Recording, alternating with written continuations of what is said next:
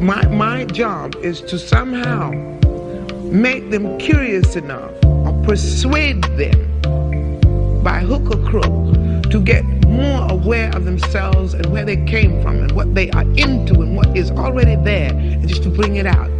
This is what compels me to compel them, and I will do it by whatever means necessary. Welcome to the Black Girls Heal podcast, where we talk about healing our intimacy disorders, unresolved trauma, and building a healthy relationship with first ourselves and then others. Every episode, we will talk about advice you can apply today to break unhealthy patterns and grow in your self-worth. I'm Shena, love addiction coach and trauma specialist. Let's begin. Hello, and welcome to the latest episode of Black Girls Heal. So we are in week 2 of our Addressing Our Mother and Father Wounds series. I hope that last week's episode helped you put into words some things that may have been coming up for you and gave you some next steps of what you want to dig deeper into, whether or not it's wounds that have already been healed. So when you heard about it, you're like, this is no longer me, and I'm grateful that I'm able to look at this with a different lens, or with, instead of it being a wound, it's now a scar. I can acknowledge what happened. I can acknowledge where the hurt was, and I can even talk about how it affected me, but I have come to a place of closure and acceptance and real healing around it, right? So I hope that was the experience for many of you, and for some of you, places that it was still tender, it was still a topic or a situation that you felt like you needed more support with, that you were able to talk with some trusted others about it, talk with your therapist. If you're in the members club, that you came and you talked about it there and kind of shared your experience and got some insight from people in the community. That was also available, and it's still available for those of you who are not a part of our members club. That's where I offer worksheets for all the podcast episodes. We have discussions around what we're learning here at the podcast. And it is an easy access way for you to build community and take this deeper, whether or not you want to talk with folks or not. So we're continuing in this series in week 2, in episode 2, looking at when your mom is competitive with you. So this is a unique pain that is not across the board for all mother wounds and all mother trauma. I think that is something that I had to learn as a healer, just the nuance between it. I just want you to know, if this has been your experience where your mom has been competitive, trying to one-up you, trying to take things from you, take your experiences from you, take credit for the things that you have wanted, I want you to know that this is not typical. It may have been common in your household, but it doesn't mean that it is normal for everyone. And I hope that in me saying this, I know we're going to talk about this more in this week's podcast episode, but I hope in me saying this, it helps you alleviate some of the pain and some of the resentment and some of the overwhelm of what it's been like to have such a toxic and chaotic relationship. Because when this has been your experience from day one, when you are not even free to be yourself, it makes it hard or impossible for you to feel fully free and safe to explore, to express, to bond with other women, because your first and main relationship with a woman has been so contentious and so combative. So of course you can't really relax and rest, because it's what you've known. And if this is how your mother is chances are that you may have a whole family of other women around you who might also be competitive in the same way. And if not, it may have been hard for you to spot who's safe and who's not. So maybe you've had a lot of friendships with women who are competitive. Maybe you've had some other dynamics at work with women who are competitive. And it's kind of like there's like a magnet that's attracted to you. But I want you to know that that's not your fault, and that these are things that you can break once it's in your awareness. So this episode is about awareness. It's about elaborating on what this looks like, so that you can say, this is not what I will like anymore, and I would like to have and do something different. And so I hope that this helps bring that awareness and insight to you, and some validation as well. But yeah, that's it for now. Let's go ahead and jump on in. Thanks for listening to this week's podcast. Before we get started, let's take a small break to say thank you to this week's sponsors.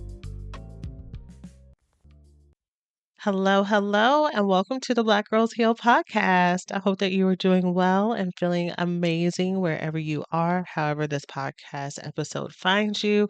I hope that you are surrounded by people who love you, pour into you, and treat you with the love and care that you deserve. And if you are not around those people, I hope that this helps you get one step closer to being in those types of relationships and groups. So, with that said, today we are starting our second series for 2024. So, I shared at the top of the year we were going to have a four-part series where we are going to be focused on building ourselves up to make sure that we are changing our lives and that we are going in a new direction and that we are not repeating the same patterns from before. So for the first few weeks of 2024, we were focused on ourselves. I called it our me month, where we were looking at building a relationship with ourselves and really building self romance by looking at how we show up in relationships. And at the time that you are listening to this, we would have had our workshop on building a self romance to accumulate as a culmination of all of the things that we learned. And today, we are starting our Mama Trauma Month, our Mother Month. And this is where we're going to be looking at our relationships with our mothers and mother wounds and how that may play a part in how we show up in relationships, specifically by way of love addiction and love avoidance. So, our traumas, the things that happened to us or did not happen to us that we may have needed by way of maybe childhood emotional neglect or things like that, definitely create templates that dictate whether or not we feel safe in this world, how we show up, what is a threat and what's not a threat, whether or not we fight for ourselves, whether or not we try to appease and make other people happy, whether or not we resist and we pull away and we put walls up. All of this starts in childhood and what we learn from those relationships. And our relationship with our mother is our first relationship. So it's foundational for everything. And of course, all of our caregivers, all of the relationships matter, but this is the most intimate one. In fact, science has shown that we can start to feel and create trauma when we are in the womb. So before we even exit the womb, the emotions that our mother feels towards us, the things that are going on in her own life, the traumas that she's going through, all of that gets incepted into us as little children. And so this is again one of our probably the relationship outside of ourselves. This is probably the second most important relationship, and us coming to terms with healing the trauma that comes with it if we did not have a healthy relationship with our mother. And that even includes if over the years and as she has grown and she has healed and learned some things about herself, or as you've gotten better boundaries, if y'all have had a reconciliation, that is amazing.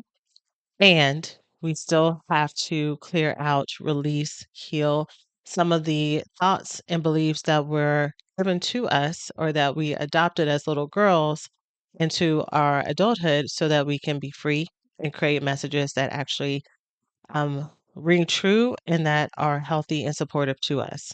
So today we're going to be focused on those of us who may have mother-daughter relationships where we feel like our mother is competitive with us, which has caused a lot of unrest. And so we're going to break that down today and talk about what that looks like. So let's jump on in. Okay, so talking about our relationship with our mothers and how and why it is so paramount. If we do not do the work around this, it's going to be very, very hard for us to move forward because these messages of trauma and everything stay inside of our brain. And so, or stays inside of our hearts and our spirits. And it can be really, it can feel like we are trying to fight an uphill battle to move past this. So we started to build on this in the building a self romance workshop this past weekend, where we talked a lot about building our relationship with ourselves, that nurturing, some body magic stuff that I taught on. And in the upcoming workshop for motherhood trauma, which is titled Cutting Ties with Mother Wounds and Other Family Trauma. That's going to be on Saturday, February 24th at 10 a.m. CST. We're going to be continuing this work together for another multi-hour workshop where we'll be going deeper into how to leave behind shame and pain that's been projected onto you that doesn't belong to you, how to build self-compassion and nurturance to get out of your own way, and how to create a relationship with your mother or any other family members that you can move forward with. And this includes if there's still a discord there, what does this look like for us to make changes and move forward? And so you can learn more about that workshop by going to blackgirlsheal.org/2024, clicking on that workshop title, and then signing up there and saving your spot. Today, we're going to look at one of the types of relationships that causes a lot of that pain, which is when your mother may be competitive with you. So, having a relationship with a mother who is competitive with you is deeply painful and deeply confusing as a young child because you do not know what is happening and why it's happening. You can't understand why your mother may have so much venom towards you, so much anger, so much resentment, so much disgust. You don't realize that what is happening is jealousy and a projection of her own brokenness. What it feels like is that you are wrong, that there is something wrong with you, that you are in the way, that you are a burden, that you are broken, and that you are not good enough. Even if your mother's competitiveness shows up in by way of narcissism, which we're going to talk specifically about narcissism on another time. Even though what we're going to be talking about here, as far as a mother being competitive with you, absolutely has traits of narcissism, but it doesn't necessarily mean that your mother is a narcissist. But this is definitely one of the qualities that happens when there is narcissistic personality disorder at play. But even when your mother maybe is not a full narcissist, this still creates so much self doubt and maybe even self hatred and uncertainty on what is right and what is wrong, on whether or not you can trust yourself to move forward, whether or not you can trust your own decisions, whether or not your decisions are good enough. It causes a lot of confusion for you in your body because here you have someone that you truly love and want to be close with and want to build a relationship with, but then the ways that she may talk to you or treat you or put you down or be unsupportive is really angering and very frustrating and unfair and confusing. And no matter how much you may try to communicate what's happening for you, especially the older you get and the more emotional awareness and intelligence that you're able to cultivate and build on your own, trying to bring that back to the relationship. If these are things that your mother is not willing to look at, it is the gaslighting that may happen, or just the straight denial and refusal is very, again, infuriating and very saddening. And there's a lot of grieving that may happen. So, and then also a lot of confusion within your own self too, trying to figure out if you're making this up. It doesn't, people don't talk a lot about mothers being jealous with their daughters. They it's and all the different types of traumas that may happen, it's something that we kind of feel, mm, I wonder if it's something that is so abnormal that people or that is thought to be so abnormal that people don't think that this is something that needs to be talked about. And so because it is not talked about, we don't realize how common it is. And we also don't realize the signs of what it looks like. And so when it's happening to you, you don't really know how to place it. You don't really know what label or name to put on it because that can't be what's happening. My mom is a full grown adult woman. Why would she be jealous of me? What is it that I could possibly be doing as a 3-year old, a 4-year old, a 5-year old, a 25-year old, a 35-year old that is threatening to my mother? That can't be it. Maybe she just has bad days sometimes, or maybe sometimes she doesn't have a filter. Maybe she does have some insecurities, but it's not that she's jealous of me.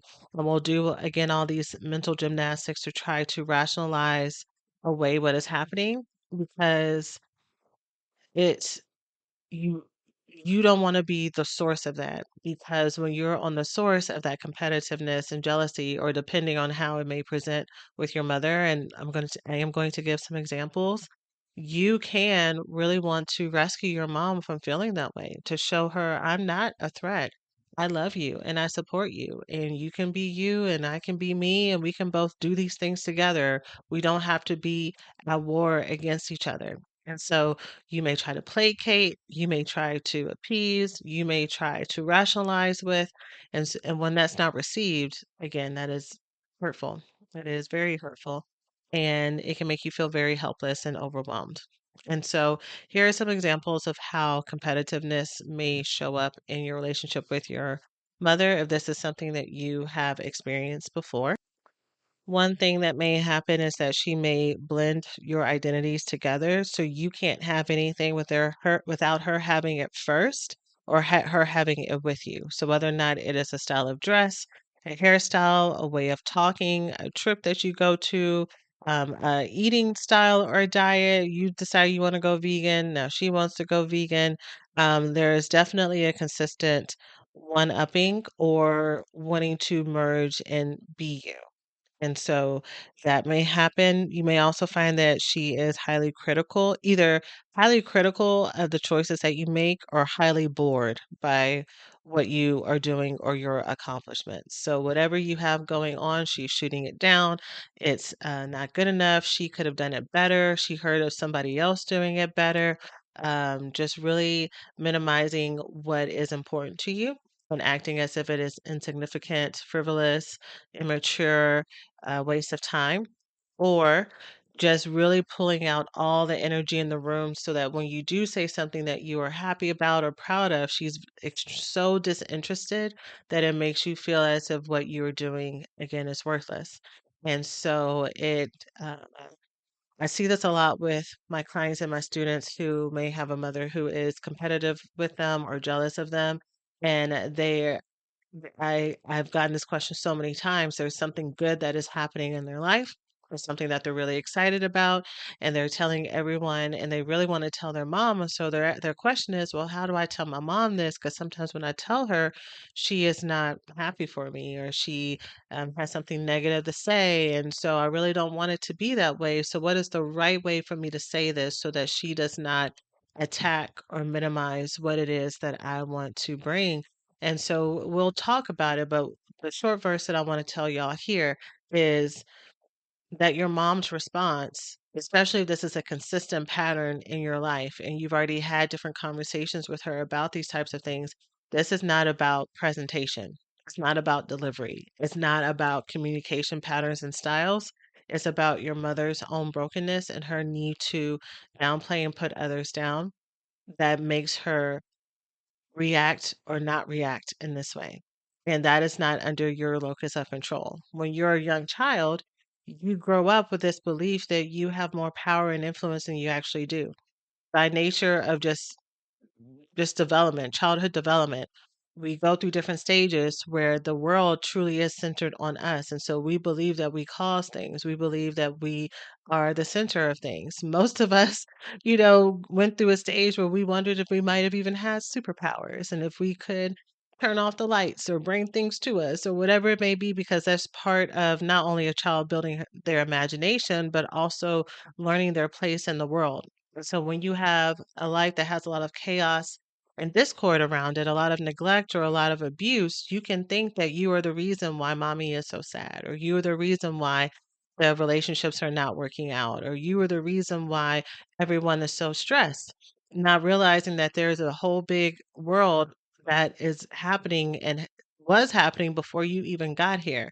And the emotional maturity and health of a grown adult person has nothing to do with you, that they're the one who's in charge of building their own set of skills and ability to show up without putting that pressure and traumatizing other people, especially young children around them. But you as a young child, you don't know that. And so you just grow up with this belief that it is your responsibility to fix and to appease and to make others comfortable.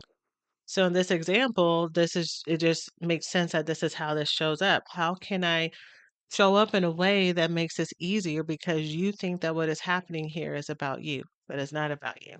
It has never been about you. You may be the target of what's happening. You may be the person that's been scapegoated for most of your life. You may be the one who that problems have been blamed on. But you just know in general that if you ever meet someone who's always saying that this other person is the problem, that is that person's fault, At some point, you got to look at that person and say, okay, well, then what are you going to do about it? If this person is so horrible and you are in a relationship with them, then sounds like you need to change your mindset and do something different. Otherwise, you're choosing to be miserable, right? At some point, you got to stop blaming other people for how you feel. And so, if your mother has been blaming you for her depression, for her sadness, for her anger, for the reasons why she is behind in life, sounds like she needs to do something different and make a decision to choose to have her power back, because lamenting about what could have been and what should have been is not making her not bringing her any closer to her freedom. If anything, it's making her feel worse. And there's not enough blame and projection that's going to get your time back. As long as you have breath in your lungs right now and power in your bodies and the ability to move forward and a sound mind, you have the resources to make a change. And it may be hard and it may be very big, but that's not the same thing as impossible. I'll say that again. Something may be really hard and it could be a really giant task to do, but that's not the same as it being impossible unless you decide that it's impossible. And so it's up to you as a daughter, if you are a daughter in this situation, to understand that you are not in charge of moving your mother's mountains and rocks, that is her role. It's always been her role. Your role is only what's in front of you. Another example of how this competitiveness may show up is the same things that she is criticizing you and telling you that it's not good enough or is dumb or is frivolous are the exact same things after she's convinced you to not do it that she picks it up herself to do. She may try to or has been successful in taking friends from you, taking lovers from you, showing that she still got it by way of humiliating you and showing that she's better than you. So these are all examples um, of a mother-daughter relationship that is competitive. And so I've already shared how this impacts us and by way of making us feel as if we are to blame. But in relationships, it makes us more susceptible to being codependent. It makes us more susceptible to not really knowing ourselves and loving ourselves. It makes it harder for us to trust others. That was one of the things that I would see, especially when I first started the recovery school program, is all the women who would come in with discord with their mothers, and by way of being in our group calls, seeing a lot of their fear and animosity or distrust of women dissipate because now they were in a safe community with other women who are actually moving forward and actually can communicate and actually are not going to hold a grudge and are actually going to communicate. And so seeing that that was possible was in itself just mind blowing and healing. And it helped to give hope that this exists in the real world outside of the internet and outside of our little safe space and bubble. And it helped to create more change. If you've ever listened to an episode of Black Girls Heal and thought that was powerful, but now what? BGH Members Club is for you. Inside, you'll get ad-free bonus episodes and an archive library of all of our current episodes without ads as well, in-depth worksheets for every topic we cover, and special drop-in lessons to help you actually apply what you're learning. This is your space to reflect, grow, and make real changes in your healing journey. Join today at blackgirlsheal.org/members and take the next step towards becoming your healthiest version of you. You know what doesn't belong in your summer plans? Getting burned by your old wireless bill. While you're planning beach trips, barbecues, and 3-day weekends, your wireless bill should be the last thing holding you back. With Mint, you can get the coverage and speed you're used to, but for way less money. And for a limited time, Mint Mobile is offering 3 months of unlimited premium wireless service for $15 a month. All plans come with high-speed data, unlimited talk and text, delivered on the nation's largest 5G network. Use your own phone with any Mint Mobile plan and bring your phone number along with all of your existing contacts. My family uses Mint Mobile and you should too. With their affordable plans and coverage, it's a no-brainer. This year, skip breaking a sweat and breaking the bank. Get this new customer offer and your 3-month unlimited wireless plan for just $15 a month at mintmobile.com/BGH. That's mintmobile.com/BGH. Upfront payment of $45 required, equivalent to $15 a month. The limited time new customer offer is for the first 3 months only. Speeds may slow above 35 gigabytes on unlimited plan. Taxes and fees extra. See Mint Mobile for details. And when you're not loved or seen or esteemed by your first relationships, it also sets the stage for you to not know or expect to be loved and to be esteemed and to be cherished by the people around you as well. You don't know what tenderness looks like. You are used to that negging that I talked about a few episodes back of someone giving you a backhanded compliment. I was thinking today about there was one example of negging that I didn't give, but I think it may fit here. A personal example. So there was a guy that I was dating that turned out to be a narcissist. And well, I mean, I saw the red flags, but he was a narcissist and he was really into music. And there was one time, and he would always be having conversations with his friends and everything about music and things. And I would try to give my opinion, and he would just kind of gloss over it, not really pay attention to it. And so for me, at that point in time, not realizing that this was a red flag, it kind of made me want to prove myself more, and it made me want to show that I could fit in. I didn't see his dismissal of me as that being a red flag. I just saw, okay, it's just personality difference. He just like really gets into his conversations. I did not have the concept that no one should be disrespecting you, and no matter whether or not you had a degree in music or whatever it may be, that just basic respect is a minimum expectation. So, anyways, he was really into music, and I recommended a music artist, and we were all driving, me and a group of his friends, we were driving one night here in Houston to wherever we were going. And so they put this music artist on, and it was great music because I have good taste. And he was like, "Oh, wow, that was a really good suggestion." And like genuine surprise that I could even suggest something that was of good quality. And I remember being a little bit perturbed by it, being like, of course, like if you would just listen to me, then of course I could do more things. But again, I didn't realize the amount of disrespect and demeaning attitude that came in that to just question or to state along with assuming that someone like me could ever have such good taste in anything. And so that type of negging behavior was not on my radar as bad behavior because I had been used to criticisms, backhanded compliments, me needing to prove myself, people not respecting my opinion just because me having to kind of have a wall up in defense with this stuff, right? And so these types of things make you more susceptible to be in relationships that are not safe from the start. And so, more reason for us to look at these wounds and where they come from, and also getting out of it. So, we're going to be talking about this more at our workshop on Saturday, the 24th at 10 a.m., the Cutting Ties with Mother Wounds workshop, and what to do about this. But for now, let's talk about some of the reasons why your mother may be competitive with you. And I've already shared a little bit about this in the first half of this episode. But what I have found, and this could just be a me thing, this could just be the way that my brain operates, but I find that sometimes I find healing in having some understanding of why something is happening versus it being this big kind of ethereal, abstract thing that I can't put a hand on or put a label on. And I think that's also, I mean, that's been the basic premise of this podcast, right? And I talked about it more in the earlier episodes when I was talking about my healing from love addiction. I was doing all these things when it came to relationships and pushing people away and letting people in and acting addictive and being really codependent and just losing my mind while I am supposed to be an expert in helping people with relationships. Your girl got a whole master's in marriage and family therapy. I'm helping other people change their life. And meanwhile, my life is in shambles behind the scenes.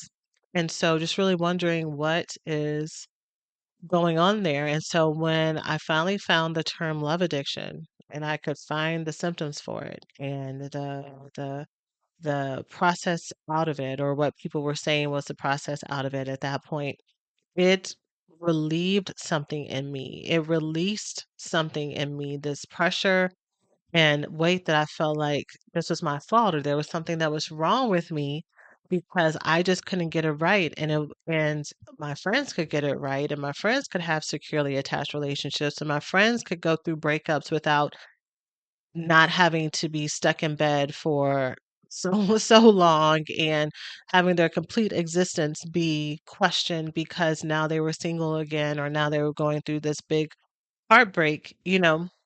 No one else felt the depths at that point, and so finding words for what I was going through just really helped me know that I wasn't alone, and because there was a word for it and because there were descriptors of it, that and it could be defined meant that there was a way out, right? Meant that there was a solution for it.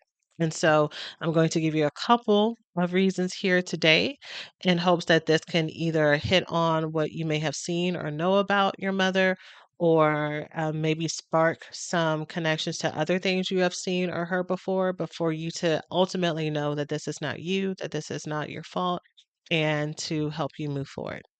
Okay. So, the first reason why your mother may be competitive with you, her child, is that she has dreams unfulfilled that you embody or that you have the time and access and the resources to go and get that she has not gotten. And so she is jealous of that. You represent for her dreams that are lost, dreams that she abandoned. And this is not because you caused it, not because you are the source of this pain, but again, these are projections. It is very easy, y'all. And I know even me just saying that out loud can be very hard because, especially if you had a mother who was competitive with you and did not, these weren't things that just you kind of felt in the air, but she may have actually said this to you. She may have said this out loud. She may have said something as horrible and wrong as you ruined her life out loud to you. And it can stay with you. And so hearing me say these things, you're you're thinking, like, when I say this isn't your fault, it doesn't connect because everything in you has told you that this is your fault and that you have caused so much pain. And I want to remind you of something first before I continue to go. Your life is precious. You are valuable here on this earth. Your existence has been the source of so much love and joy, and there are things that only you can do in this world that no one else can do. No one else. And it doesn't matter what anyone has told you, that your mix, your makeup, your belief, your values, your height, your body shape, your skin color, the way that you are here in this earth is purposeful and is intentional. And there is no mistaking you. There's no mistaking your existence. There's no mistake in your presence. There's no mistake even and what has brought you to this point because it has informed you to let you know um, not only the things that you want, but the things that you don't want. And there are people who have had trauma, and sadly, that includes our mothers sometimes, that have had trauma that no one taught them how to work through, how to circumvent, that they had tragedies and things that happened that no one helped them with, and it made them feel hurt, and it made them feel bitter, and um, it may have really truly put them in some unfair situations. But you, as a helpless young little girl, as a young baby in this world, your only job here was just to exist and be here. You did not come here to be someone's cure, to be someone's remedy, someone's solution. That has always been on the onus of that person. And so sometimes it is easier when you are feeling very hopeless and when you are grieving what could have been and what might have been for you to find a person or a thing or a situation to really focus on and ruminate on. And if this was different, if this was better, then I would be better. But like I said, earlier in this episode, at some point, let's just say that that's true. Let's say that something really bad and horrible happened to you that really threw you off base. How long are you going to allow that to stop you from moving forward? At some point, the onus is on you. It may explain what happened, but it doesn't it may explain you, but it does not excuse you. And so if your mother has projected her unfulfilled dreams and her kind of learned helplessness and the reasons why she is kind of feeding this fear and insecurity that she's too old, that it's too late, that she doesn't have enough, that she isn't enough, and has put that onto you, that is between her and herself. That has nothing to do with you. And you as a daughter, going back to what I was saying about this being so confusing, you can see these things. And especially because you are a good daughter, the majority of the women that I work with feel the way I'm about to say is that you can see what's going on. You can see the impact of this. And it may even make you a little bit angry, but you love your mama so much that it pains you to see her in pain. It pains you to see someone that you see all the potential in, that you see all the beauty in, that you see all the talent in that she cannot see for herself. And you want her to see it. You want her to feel better. You want her to have everything that she wants and desires. But the vitriol that comes at you is really painful too. And the vitriol is not only painful for you, but it stops her from being able to see that she has all the power and majesty and light in her hands, that she's never lost it, right? That just like Dorothy always had those ruby red slippers that could take her home at any time, your mother has that in whatever form in her own life as well. And seeing that disconnect makes it hard for you because you really love her. But like I said, we're going to talk more about how to let all this go, this projected stuff go in our workshop. But I'm telling you right now, the thing that you need to do here is to understand that you are not a uh, intermediary for your mother having all of her dreams come true. Your mother is in charge of making her own dreams come true. You are in charge of building your own life. You're in charge of building what works for you. And her job in this world was to raise a daughter, to raise a woman to be her best self. And by her doing that, she is successful. And whether or not that best self comes out as a chef, or comes out as a school teacher, or comes out as a stay at home mom, or comes out as a podcaster, or comes out as a sales associate at Nordstrom, as long as that woman is confident and standing on her feet and has built a healthy relationship of love and queendom on the inside of her, your mother has done her job. And that is something for her to be proud of. And if she cannot see that, that is for her to manage and work through, not you. A second reason why your mother may be competitive with you is if she has been unloved by men or by others, and you represent love that was so easily given to you that she cannot connect with. So we have, or maybe in my world I have, but I'm going to say we just for ease of telling this. But we hear lots of stories of mothers who are jealous of their daughters' relationships with their fathers, and because they feel like that daughter is getting kindness and attentiveness and love and tenderness and adoration and gifting and affection that the mother is not getting. And so you become the other woman. You become the mistress. You become the source of discord. And so she may treat you less than or treat you like the enemy because of what she has made up, that there can only be one woman. There can only be one number one.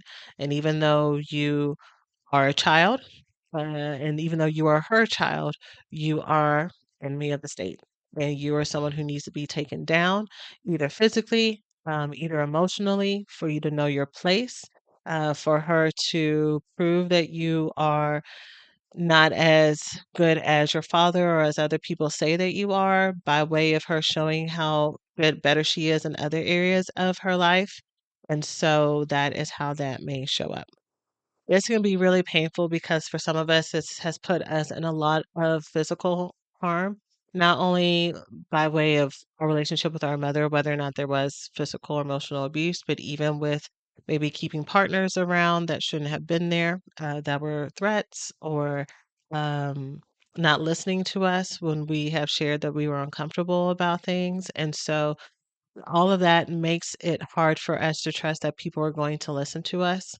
It makes it, again, hard for us to trust other women and other relationships because our first core relationship has been with a woman who was competitive with us when it came to men in our life, when it came to love and affection in our life, that withheld love and affection for us because they didn't want us to be spoiled or they didn't want us to get too comfortable with being loved and taken care of. And, you know, hopefully, me saying that out loud, if it, you can hear how absurd that is, how strange that is. And maybe for some of you, it's not. Maybe you hear me say that and you're like, yeah, that's what I was taught. That's what I saw. You don't want to coddle kids too much. You don't want to hug your kids too much because then they're going to learn what? Finish that sentence. What are they going to learn? That your parents will always be there for you, that your parents will love you, that there's a safe space for you to cry when things get really hard, that that there's such a thing as soft, gentle touch that doesn't want something from you, that's not going to come back and hit you or want something sexual from you. Those are the messages that happens when a child is given love and affection and care consistently from a safe space. That is why it's called secure attachment because it makes it easier for you to go out and trust yourself and trust the world. And also, it lets you know that if there's anyone who does something that's not according to this safe space and safe base that I have, something's up. However, if my safe base withdraws love from me, doesn't give love to me, is there's contingents attached to it. That when they are affectionate with me is because they want something else, or love and affection means something sexual. So now that when I'm having normal love and affection with people, I think it has to go somewhere sexual.